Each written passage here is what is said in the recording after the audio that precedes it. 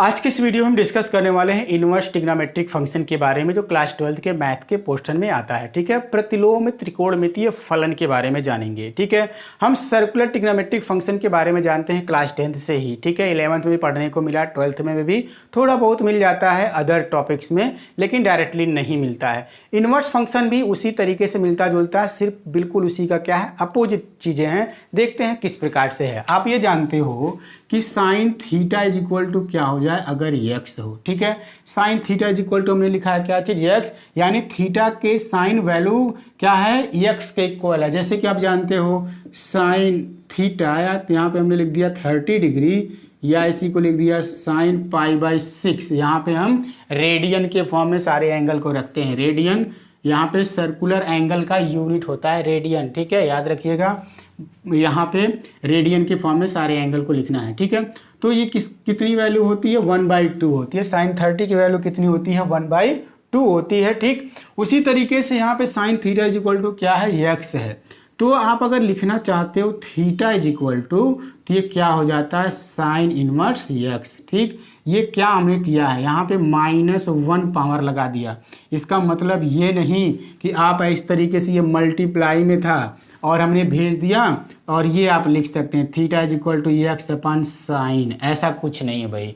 ठीक है, ये यहाँ पे मल्टीप्लाई के फॉर्म में नहीं होता है। ठीक, न तो आप ऐसे लिख सकते हो, न तो ऐसे लिख सकते हो -1 ऐसा कुछ करके। ठीक, ये सब क्या है, बिल्कुल गलत है। आप इतने का स्क्वायर भी नहीं कर पाओगे। जैसे हमने लिख दिया साइन इनवर्स यक्स का होल स्क्वायर आप अगर करते हो तो साइन -2x ऐसे लिख दो, ये भी क्या है, गलत है। तो सही तरीका सिर्फ और सिर्फ ऐसा है। और अगर आप स्क्वायर कहीं करना चाहते हैं तो आप इसी तरीके से बस ऐसे करके रख देंगे, न कि वो पावर 2 इन पे ले जाके ऑपरेट कर देंगे। ठीक है, आप अगर इस तरीके से कहीं लिखे हैं sine inverse x into cos inverse x, इसको इस तरीके से भी नहीं लिख सकते हैं sine inverse x square into cos inverse. इस तरीके से कुछ नहीं लिखना है, क्योंकि ये सब मल्टीप्लाई में नहीं होता। ये फंक्शन है और इस फंक्शन को उसी फॉर्म में लिखना है, किसी और फॉर्म में नहीं लिख सकते हैं। ठीक, तो इनवर्स फंक्शन कैसे, हमने साइन को ट्रांसफर कर दिया, साइन इनवर्स यक्स लिख दिया, theta is equal to sine inverse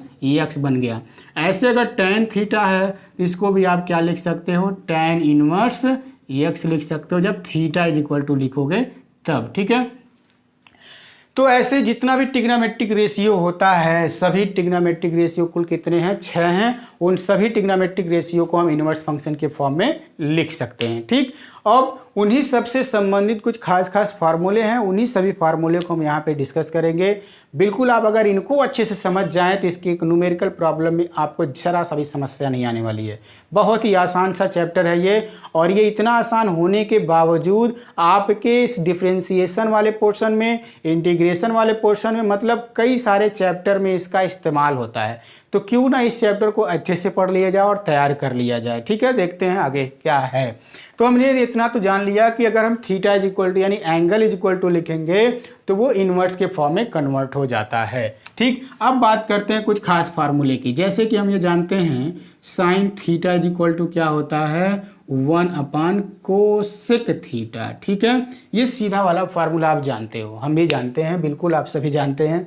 तो इस फार्मूले का हम यूज करेंगे इनवर्स फंक्शन में किस प्रकार से, देखिए हम ये मान लेते हैं, यहाँ पे माना हमने कि sine theta is equal to क्या है, यक्स है। ठीक, तो यहाँ से थीटा इज इक्वल टू हम क्या लिख पाएंगे, theta is equal to sine inverse x लिख पाएंगे। ठीक, अभी यहाँ से कोसेक इज इक्वल टू तब क्या लिख पाएंगे, अगर इसको हम चेंज करें तो 1/कोसेक थीटा लिख सकते हैं। ठीक, इज इक्वल टू यक्स लिखेंगे, और कोसेक थीटा की वैल्यू अगर निकालना चाहें हम तो क्या निकाल पाएंगे, यहाँ से cosec theta is equal to 1/x लिख पाएंगे, और थीटा इज इक्वल टू लिखेंगे तो कोसेक इनवर्स लिखेंगे भाई, कोसेक इनवर्स 1/x लिख देंगे। देख लीजिए ये पूरा का पूरा कोसेक गया है RHS में, तो इनवर्स लग जाएगा कोसेक के ऊपर। एक चीज़ और देखेंगे, ये भी थीटा के इक्वल है, ये भी थीटा के इक्वल, तो इन दोनों को हम इस्तेमाल कर सकते हैं, बिल्कुल इस्तेमाल कर सकते हैं। Sine inverse x is equal to cosec inverse 1/x लिख सकते हैं। देख लिया आपने, इस तरीके से इस फार्मूले को आप बना सकते हैं। आपको याद को बिल्कुल भी कुछ भी नहीं रखना है। Sine theta is equal to 1 cosec होता है। अब उसी को उल्टे के फॉर्म में बताएंगे तो sine inverse x is equal to cosec inverse 1/x। देख लीजिएगा यहाँ पे ये जो टर्म होगा केवल वो टर्म चेंज हो रहा है, ऐसा नहीं कि 1 कोसेक हमने लिखा, बिल्कुल भी नहीं। Sine inverse x is equal to cosec inverse 1/x हो जाता है। ठीक, इसी तरीके से अन्य और भी फंक्शंस है, उनको भी हम लोग वेरीफाई करके देखते हैं किस प्रकार वो सब होता है। ठीक है, चलते हैं cos थीटा के पास। cos theta is equal to क्या होता है, 1/sec थीटा होता है। ठीक, अगर ये होता है तो फिर से यहाँ पे सपोज कर लीजिए कि cos theta is equal to क्या है, x है, तो यहाँ से थीटा इज इक्वल टू आप क्या लिखोगे, cos इनवर्स x लिखोगे। ठीक है, cos को हमने ट्रांसफर कर दिया RHS में। अब हमारे पास ये बिल्कुल फार्मूला है, इसी फार्मूले को हम इसी फार्मूले से बना रहे हैं। ठीक है, तो इसी फार्मूले को एक बार फिर से लिख लेते हैं। cos theta is equal to, अब देखिएगा इससे भी सिंपल फॉर्म में, तो यहाँ सेक थीटा की जगह पे क्या कुछ और लिखा जा सकता है, नहीं ना। भी एक बार इस तरीके से आप लिख लीजिए सेक थीटा। ठीक, अब सेक थीटा तो हमने लिख दिया, cos थीटा की जगह क्या लिख सकते हैं, ये x लिख सकते हैं, तो 1/sec थीटा लिख दिया हमने। और इसी को sec theta is equal to लिखेंगे तो ये यहाँ चला जाएगा, ये यहाँ आता तो ये यहाँ जाएगा, 1/x लिख दिया हमने। और थीटा इज इक्वल टू लिखेंगे तो सेक इनवर्स 1/x हो जाएगा। देखिए ये भी थीटा के इक्वल है, ये भी थीटा के इक्वल है, तो यहाँ लिख सकते हैं cos inverse x is equal to sec inverse 1/x हो जाता है। ये आपका सेकंड फार्मूला।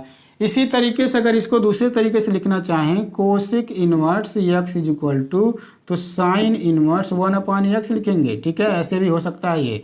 ये नहीं कि हमने नहीं बताया तो ये होता नहीं है, होता है ये भी। यहाँ पे भी चेंज करके आप लिख सकते हैं sec inverse x is equal to cos inverse लिखेंगे तो 1/x आप लिख सकते हैं। ठीक है, ये तो सेकंड फार्मूला हो गया।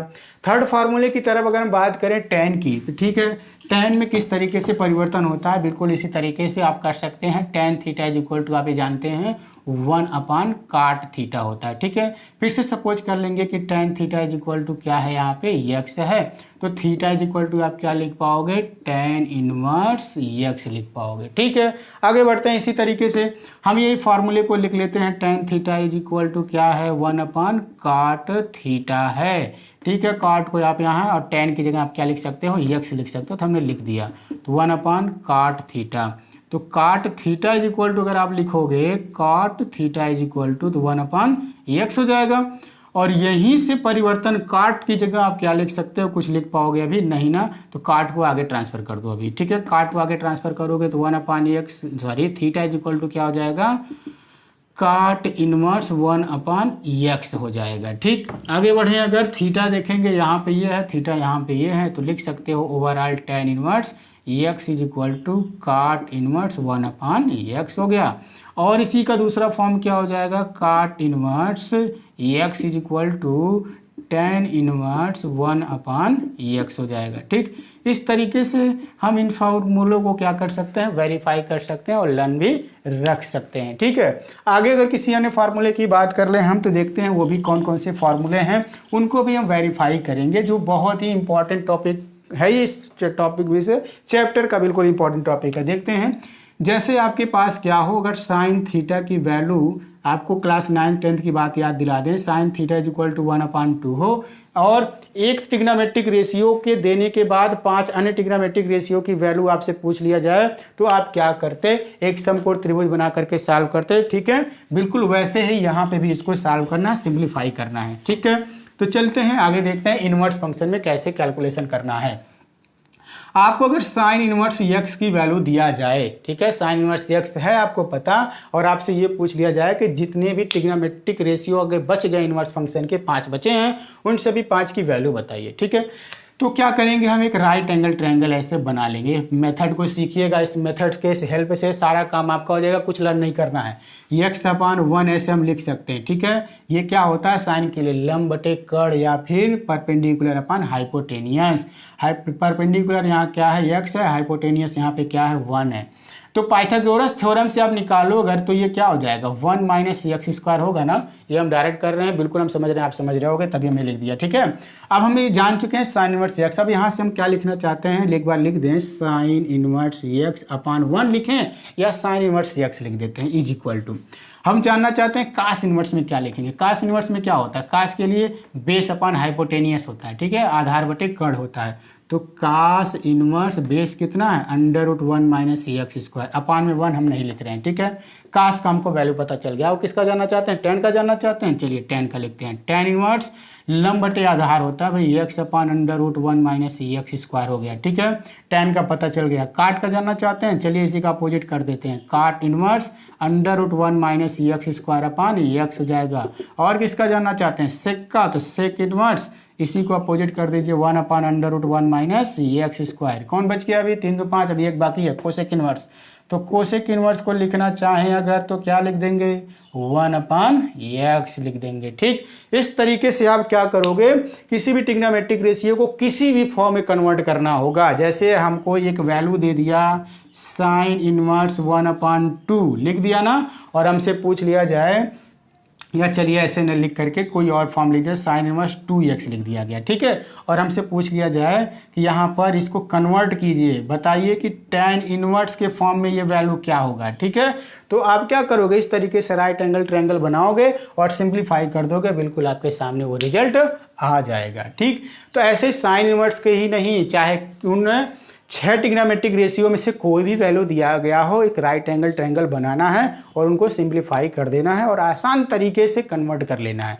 बताइए कहीं इसको याद रखने की आवश्यकता है, बिल्कुल भी नहीं। हमने 2 फार्मूले बताए, दोनों को आपको लर्न करने की जरूरत नहीं है, बस एक फॉर्म से दूसरे फॉर्म में कन्वर्ट करने आपको यहाँ से आना चाहिए, ठीक। बिल्कुल इसी तरीके से नेक्स्ट वीडियो में मिलते हैं, तब तक के लिए दीजिए इजाजत, बाय बाय।